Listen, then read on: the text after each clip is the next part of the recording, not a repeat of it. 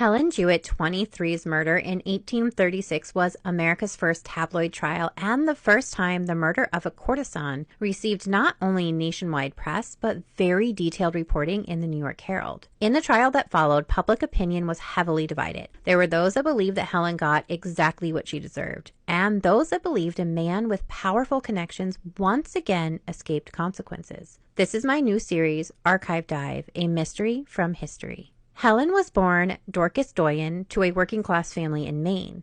Her mother died when she was young, and her father was an alcoholic. From the ages of 12 to 13, she would be employed as a live-in servant in the home of Chief Justice Weston of Maine's Supreme Judicial Court. The moment Helen turned 18, she left the Weston home to move to Portland, Maine, and began working as a high society courtesan. She used various aliases throughout the years, moving to Boston and finally to New York. Helen worked hard over the years, using each alias to become a highly sought-after courtesan. On April 10th of 1836 at 3 a.m., Helen's body would be discovered by the matron Rosianna Townsend in New York's most exclusive brothel, where Helen was employed. When Rosianna discovered Helen, she found her room filled with smoke, and she could see that Helen's body was lying on the floor amongst the flames. Investigators believe that Helen's murder had taken some place after midnight. The coroner's report detailed that Helen was struck in the head 3 times with a sharp object that they believed was possibly a hatchet. Based on how her body was discovered in her bed, the coroner believes that she was not expecting the attack because there was no sign of a struggle.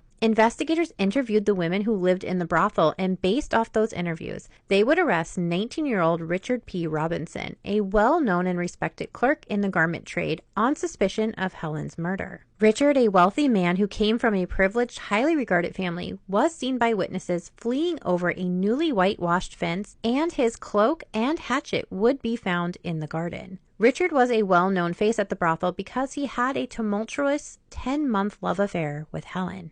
Investigators quickly rounded up Richard, confronting him with Helen's body, but he denied having anything to do with her death and didn't display any emotions when it came to being confronted by investigators. Investigators believe that their witness statements and the hatchet and cloak that were confirmed to be Richard's found in the garden of the brothel was enough to indict Richard for Helen's murder. And on June 2nd, 1836, Richard's murder trial began. There were days of testimony from multiple witnesses to include Rosianna, but the judge did tell the jury since most of these witnesses are sex workers, they are to disregard their testimony. Richard's defense for his cloak and axe being found in the garden was that they were simply invented to incriminate him as a suspect. Since the prosecution only had witness statements that were ordered to be ignored by the judge, they were left with circumstantial evidence as their whole case. In the end, the jury took a half